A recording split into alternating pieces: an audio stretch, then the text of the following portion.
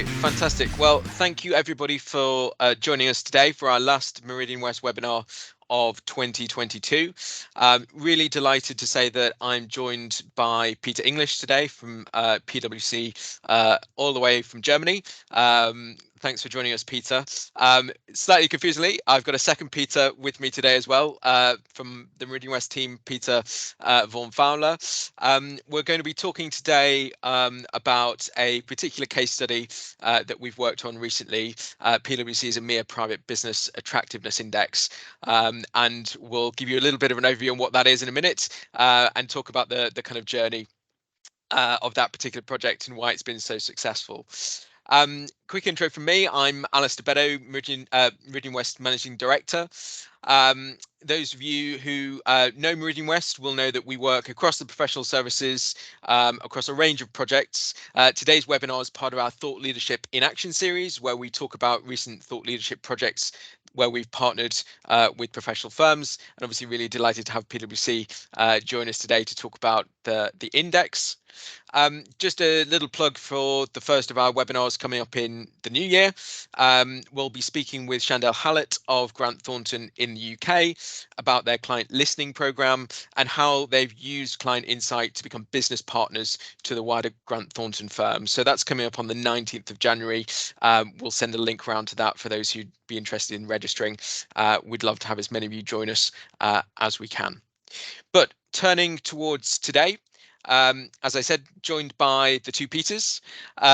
Anybody who's got any questions, I know some people submitted some in advance, and that's great. We'll try and cover those if we can. But anybody else, any questions, do use the chat or Q&A functions, and we'll try and leave sufficient time to cover those, either as we go through or at the end before we wrap up. So, today we're focusing on PwC's EMEA Private Business Index, and Peter Vaughan-Fowler, maybe a good place to start, just to give those people perhaps who haven't seen it, or don't know what it's about, or need a bit of a refresher. Perhaps just give us a kind of quick elevator pitch on what the Private Business Attractiveness Index is.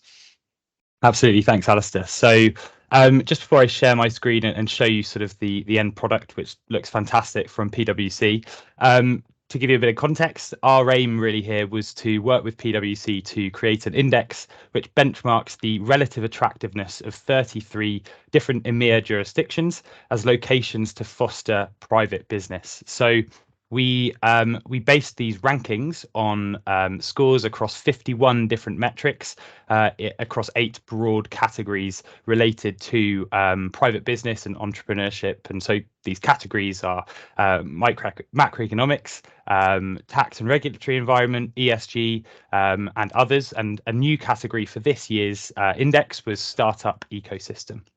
So that was the aim, to create this index, and the result.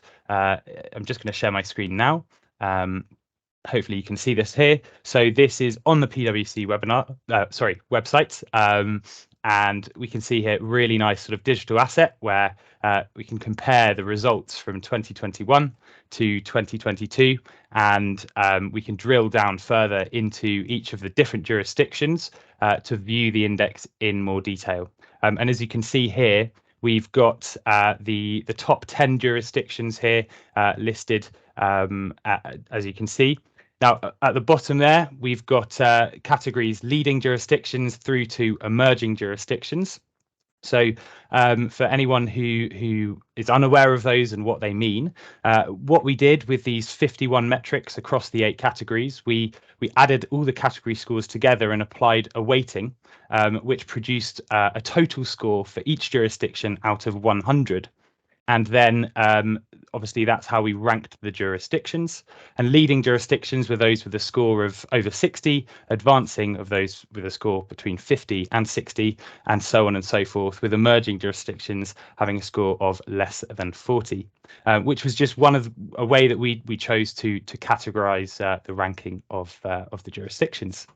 So yeah, there's a bit of a brief overview of sort of the context of the project, and actually I think looks like a fantastic piece that PwC have created, kind of visualizing it on their website. So yeah, please do go and check that out if you can.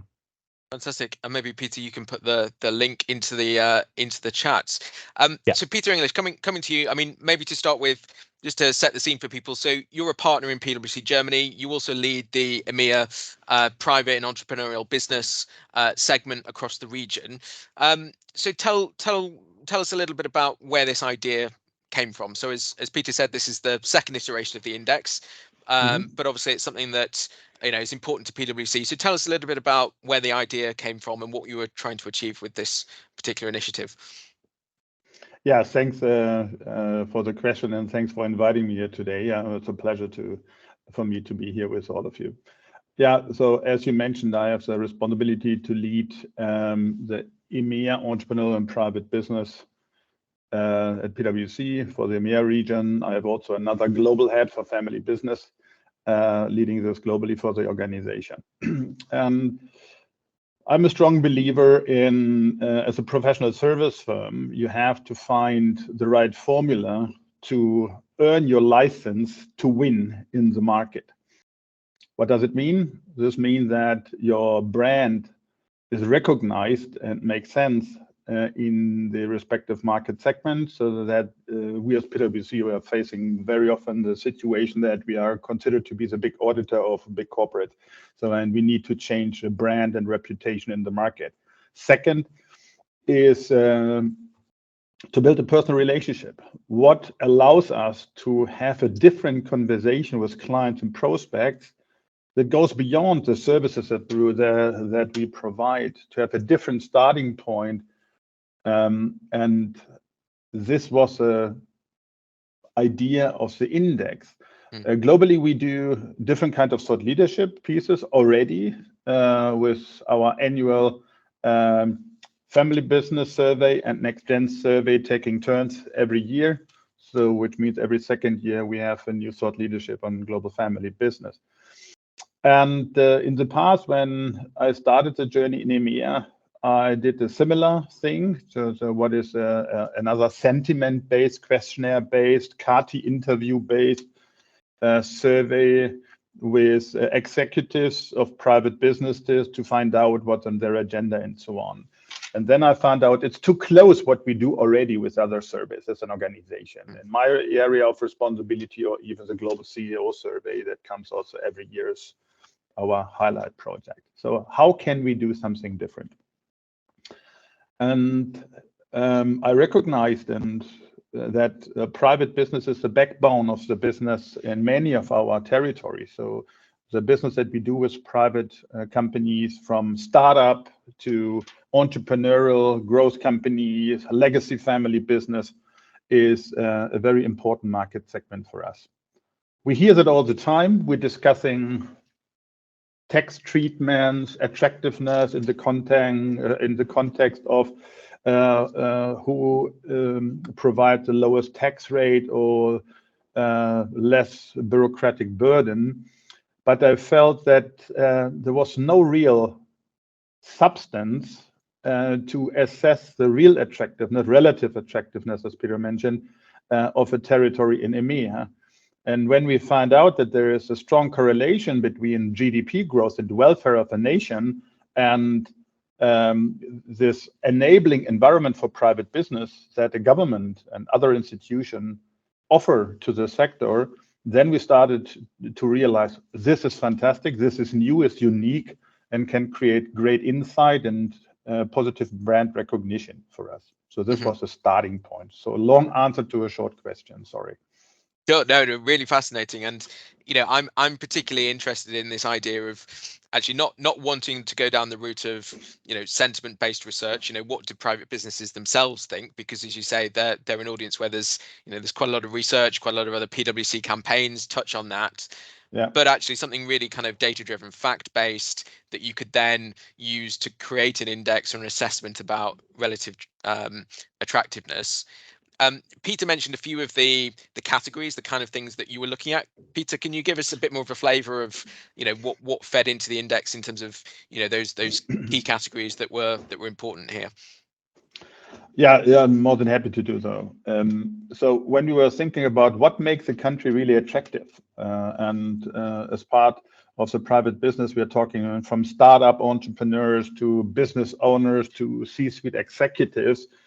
We felt it's more than just tax and bureaucracy and regulatory stuff. There are much more things. So, and then we were thinking of what about the overall macroeconomic context of a nation? So what is a public deficit? What are other areas that falls into macroeconomics? Overall growth, overall prosperity, inflation, and the like. This is one area which is important for private businesses who don't have a chance, like corporate, to relocate easily. So you have to work under the given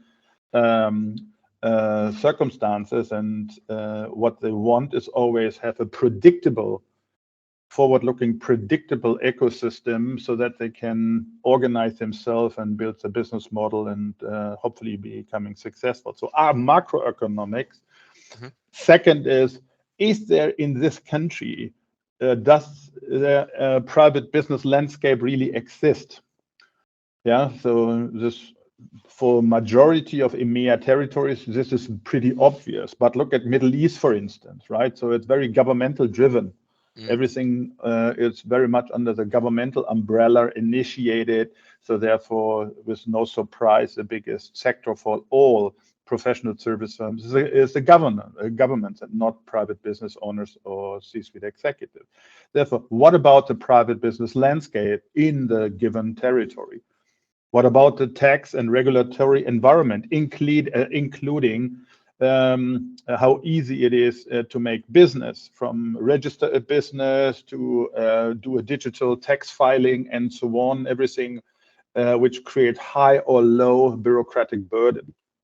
The ESG metrics is something that we believe is important to include in such an index, as corporate customers and many others now realize that without a sustainable business practices and then ESG strategy, it's very hard to operate going forward. And in a country, so the market players, the private businesses, has little influence about what the politicians are doing. Therefore, the availability of renewable energy and other ESG metrics, so how strongly a government fosters and supports diversity at the board, embrace human rights along the entire value chain, certain standards. This is something that we believe is also very important as one of the metrics point. Public health. We saw that during the COVID crisis, that those territories with a very strong public health system came better out of the crisis also economically.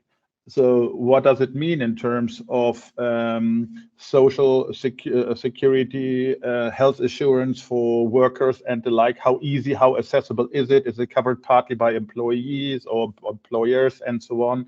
How easy it is the access to the health system and the like. So public health is one of the factors. We have discovered here fantastic cases in Finland where you have digital access to your patient files, whereas in Germany we are still debating data privacy. So they're already 2 steps ahead. So we know that every company needs great talents. So where does this talent come from? It starts with education system, schooling system, free university, or is it very expensive? Are there leading institutions in a country? Access to talents and skills. Next category is technology and infrastructure. So availability of fast internet. Yeah, so you can have the brightest idea if you for a digital business model. If you don't have digital infrastructure, you go nowhere. If you are logistic companies and there's no proper road for transportation, for bring goods and services from A to B with a truck, you go nowhere. So what about railways? What about airports? So technology and infrastructure, super important. And last but not least, we found also very interesting that there's a strong correlation of innovation in a country, because if there is a vibrant ecosystem for startup, then this means there's a lot of innovation going on. Yep. And so is maybe money from investors is available, new business ideas, spin-off from universities and so on. And therefore, the startup ecosystem plays a more and more vital role for private businesses to succeed and to innovate.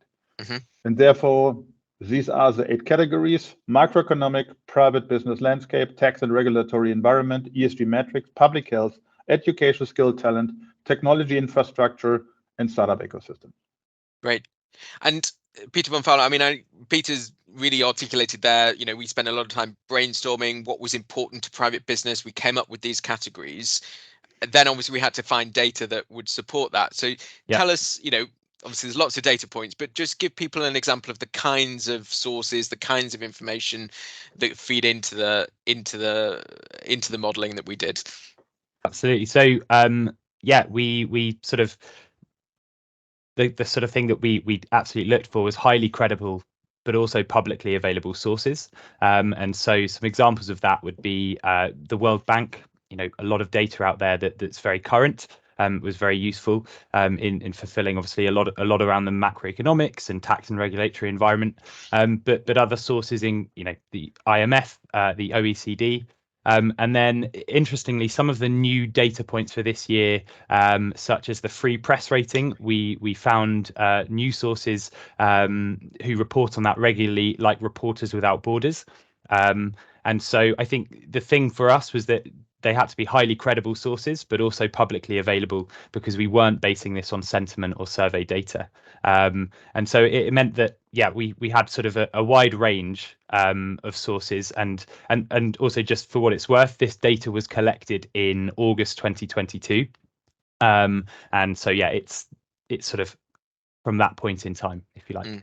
And also, I think that is a good point, because we were also looking for things that would kind of change and evolve over time. So not things that are kind of static and unlikely to change. So, particularly on the macroeconomic, clearly things like GDP, inflation, central bank rates, have been very, very changeable. But even some of those other things you've talked about, we see changes year on year, and that obviously all feeds into the kind of aggregate scoring that you talked us through earlier.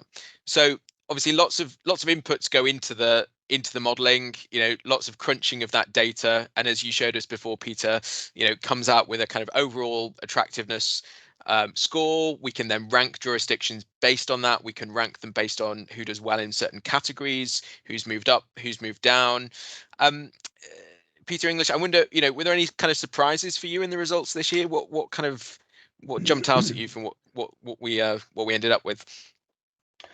So the interesting thing is that, and for me, very, very, very strong, and not really surprised, but strong finding is that it's not worthwhile for countries to enter into the competition for the lowest tax rates, because there's no correlation between low tax rates, corporate and private income tax rate, and an attractiveness of the country. There are different factors which have a high influence, which are private business landscape, ESG focus, startup ecosystem, and education and skill system, which makes total sense. So and therefore it was for us a very good finding that we took to our conversation with institutions, government, and clients to say, so you should not select your location based on low tax rates and or even cheap labor arbitrage and so on. And the the Ukraine war has really forced to rethink location selection. This was one very important outcome, and it was also great to see how strong the influence of innovation, startup ecosystem, ESG, talent, and infrastructure really is. And these are so in the top 5 to 8 countries, you can see really a different pattern in which areas they spent their focus. And these are, for me, the winning formula. The losing formula is really cheap labor, cheap taxation, and so on, because one is for sure, in order to provide proper infrastructure, good health and schooling system, government needs taxation, needs tax in order to afford it. And what we also see is that territories with high corruption do not have the trust of the entrepreneurs and the business owners, and therefore they do not want to pay the taxes. So there is another strong correlation between corruption or not having a free press in a country and the willingness to pay your fair share of taxes. Mm-hmm. Yeah. Something that I found very interesting, sort of going on from what you were saying there, Peter, was looking at some of the year-on-year results. So, for example, Ireland and Denmark, they both increased their score by at least 10 ranking points, and both became leading jurisdictions for the first time this year. And I think what's interesting there is you spoke there about some of the metrics, ESG and startup ecosystem. Both jurisdictions did very well in those categories, and in some of the newly introduced metrics like free press rating, Denmark ranked second overall. And so I think what's interesting is as this index evolves over time, and it went from I think 37 metrics to 51 this year. It'll be interesting to see how those rankings also evolve. But yeah. And so obviously we've been able to create this this evolving kind of metric of kind of attractiveness, and Peter showed us before some of the digital outputs on that, the kind of the website, the data tool, that kind of thing. But tell us, Peter, about kind of how else you've been using the output, either in terms of conversations, for kind of brand building. How else have you been able to use it? More than happy to share that. So we are a professional service firm, and at the end of the day, we have to earn money. Yeah, so we have here a fantastic tool developed with your help, which allows us to bring content to life and to put a different perspective, have a discussion that we will not be able to have without the index. This is why we have started last year with a podcast series. We now switch it to a video podcast in the next upcoming month. So, and we will start in January. You will see every month an episode digging deeper in one of the 8 categories with guests from the space, with business owners, with politicians, and so on. So it will be a very interesting series of additional deep dives that we are creating here. So this is for interaction, creating relationship and opportunities. When it comes to monetization, which is an important part for each business and especially also for us as a professional service firm, so this has opened already amazing doors with some of our private but also governmental clients. Not surprisingly, we see a number of clients in Central Eastern Europe, but also in the Middle East, asking us, what are the key learnings for us? What can we learn from other countries?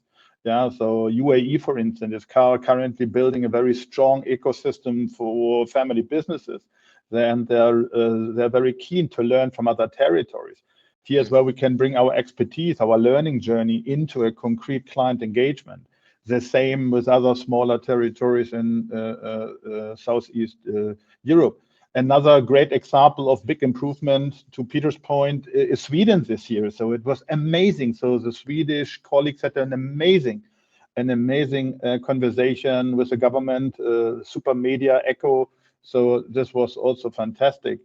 And in the light of rethinking your supply chain, in the light of rethinking your business models, also triggered by the Ukraine war and the overall more ESG sustainable transformation effort that many of our private clients has just started, they want to know, okay, how does this impact my strategy?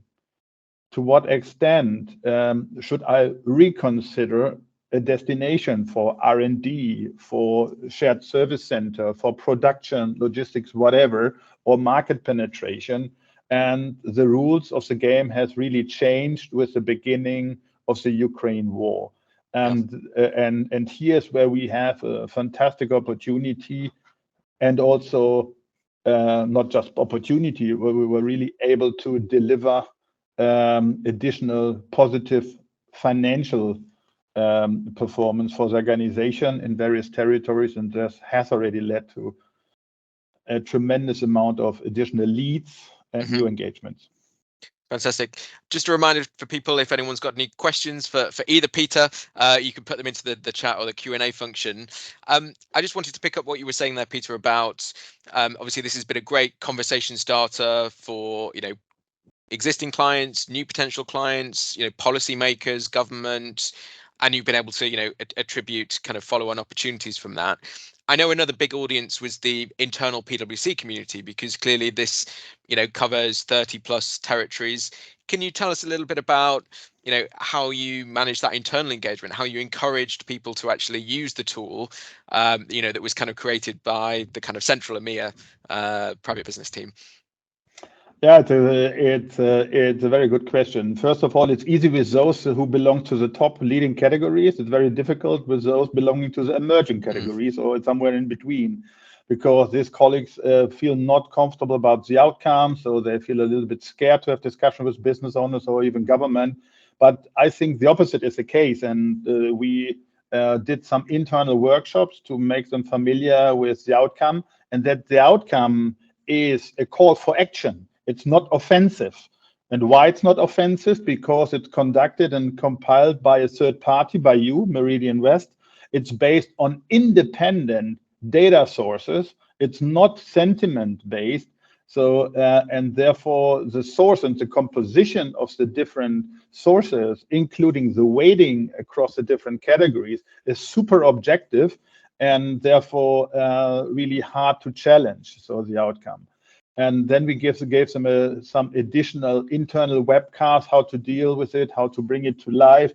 And some of our territories did already a fantastic job. They have a separate website, different interaction. It could be more. And in some countries, they decided not to use the data because they were too afraid of the public feedback.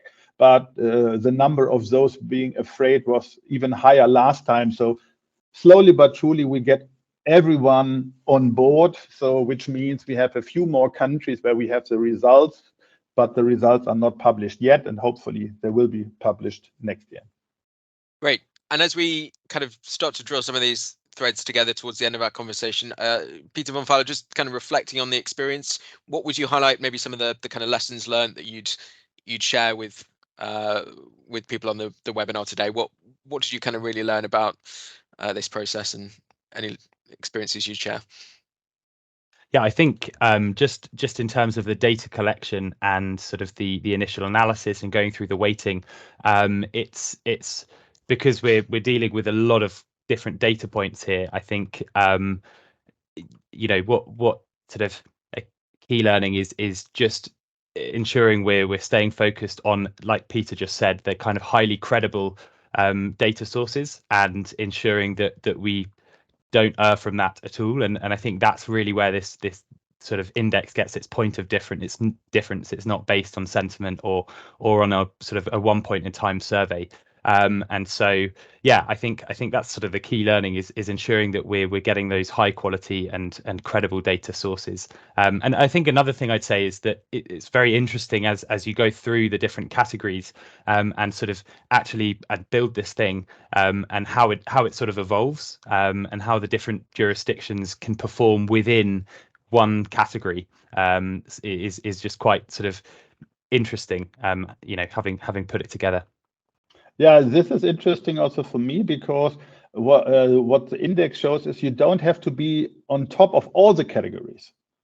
Which is almost impossible. Yeah, focus on the most relevant. So what is a mix of focus to create this enabling environment which makes private businesses to flourish, to grow, flourish, and so on, and which ultimately lead again to more welfare and superior GDP growth in a country for the overall public welfare. And this is the interesting point. You cannot be good in all.